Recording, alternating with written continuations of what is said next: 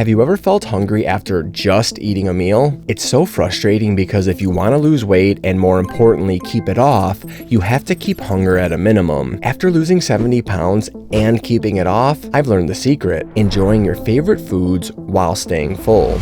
But how do you do that? Well, in this video, I'm going to show you how to easily meal prep Hamburger Helper for the entire week, with each meal containing a fraction of the calories, 65 grams of protein, and over a pound of food. Let's get into it. Right out of the gate, we want to get a large pot over medium heat. Typically, we would use this pot to cook the meat in, but we aren't doing that today. Why not? First of all, it takes a while to cook all of the beef down, and second of all, we have to stir it constantly, making sure everything gets cooked evenly. Ever since watching Brian Lagerstrom cook fajitas in the oven, I have applied this technique to any meal prep I can. So instead, we'll grab 2 pounds of 96 foreground beef, spread it over a sheet pan, and evenly top the meat with 8 grams of salt. Once spread out, the beef should be about a ½ inch thick. Place it under the broiler on high, 9 to 10 inches from the heat, and cook for 15 to 20 minutes. Due to the lower fat content, the 96 foreground beef will be on the dry side after being cooked under the broiler. However, the sauce we're about to make will bring it back to full, juicy flavor.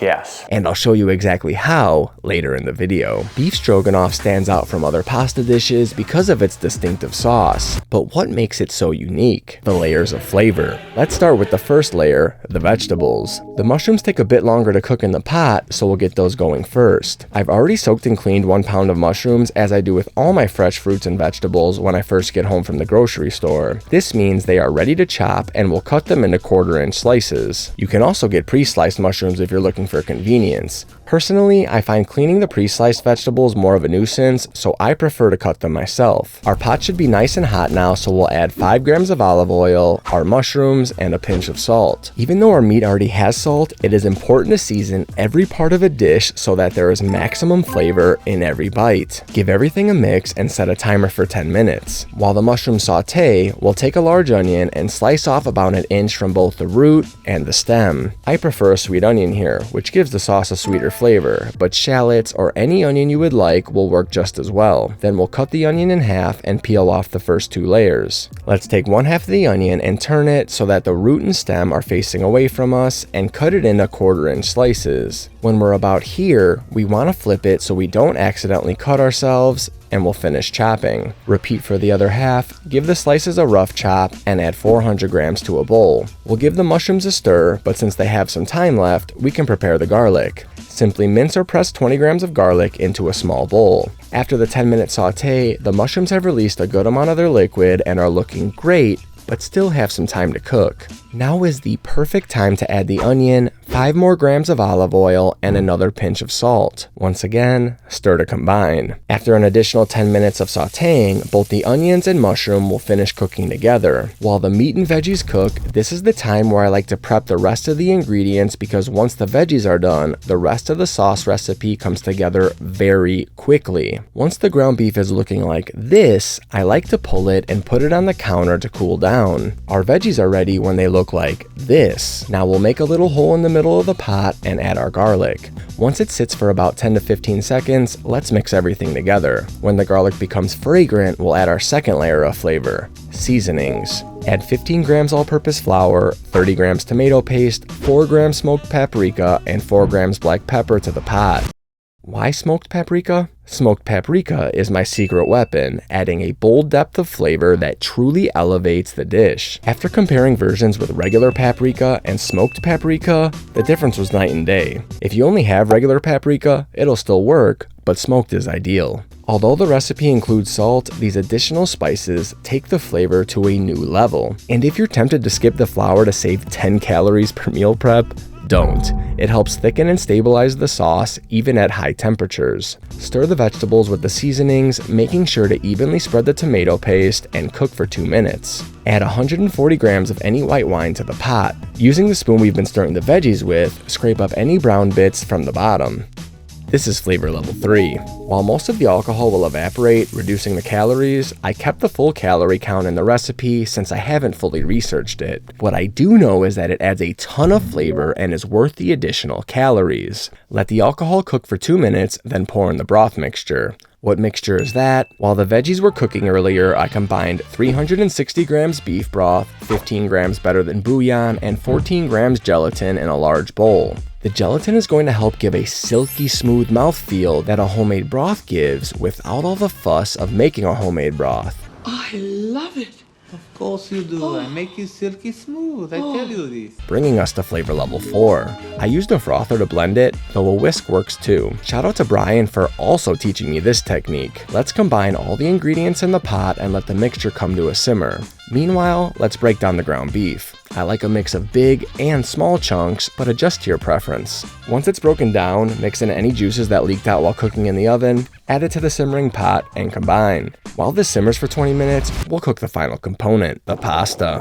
When developing this recipe, I was looking for a higher protein pasta that would keep us fuller than regular pasta. Banza Pasta, sponsor of this video, does just that by delivering 20 grams of protein and 8 grams of fiber per 100 gram serving. Fiber keeps us full by slowing digestion, while protein also promotes fullness and burns more calories during digestion. I've been enjoying their chickpea pasta for the past 6 years because it cooks and tastes just like regular pasta. You can find Banza in stores like Whole Foods, Walmart, Target, and more, but they've also given me a discount code if you want to grab some for yourself on their website, eatbanza.com, for 10% off using code E4CM. That's eatbanza.com, code E4CM. I chose the rotini noodles because it holds onto the sauce better, but you could use whatever shape you want. Let's fill a pot with 2,000 grams water and 30 grams salt and bring it to a boil. It's up to you if you want to weigh out water and salt here, but I found this water to salt ratio perfectly seasoned the Banza pasta. Once boiling, cook 336 grams of pasta according to the package instructions, making sure to stir occasionally. Pro tip,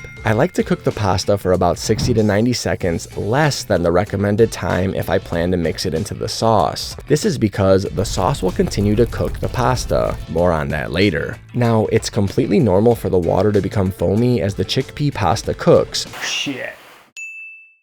But once it's done, we want to rinse it off in a strainer with cold water. This will remove any foam and prevent the pasta from overcooking. At this point, it has been about 20 minutes and our sauce is looking amazing. However, it still needs to reduce and we have one last bowl to add and combine. So what's in the bowl? It's a mixture of 255 grams 2% Greek yogurt, 30 grams Worcestershire sauce, and 50 grams of water, aka flavor level 5.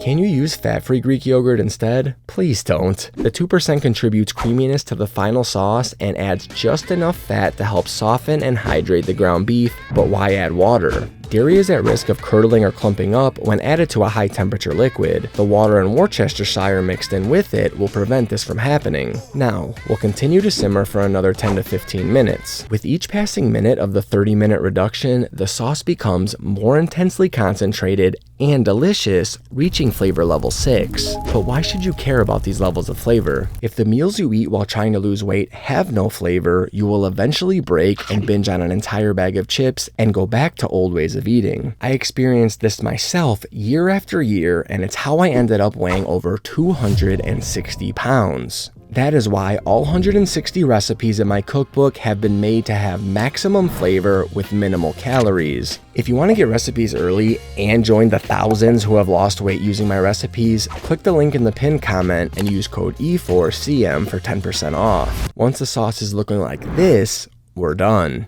It may appear a bit watery at this stage, but that's perfectly fine. As the sauce cools, it will thicken up. You now have two options. 1. Add the noodles to the pot and mix everything together, or 2. Place the noodles in each meal prep container and top them with the sauce. Both options work well and don't significantly impact the dish, so I opted to mix everything together and divide it into 5 meal prep containers. Regardless of the method you choose, I recommend letting the sauce cool slightly to avoid overcooking the noodles and to prevent melting your meal prep containers. Now you have a meal ready to enjoy in just 2 to 3 minutes every day of the week with an insane amount of flavor and over a pound of food to keep you satisfied. You still have one problem though. There are at least 3 meals in a day and you only have one of them covered. In this video here, I will show you how to meal prep breakfast burritos for the entire week that only cost $1 per burrito and pack 32 grams of protein. Until next time, deuces.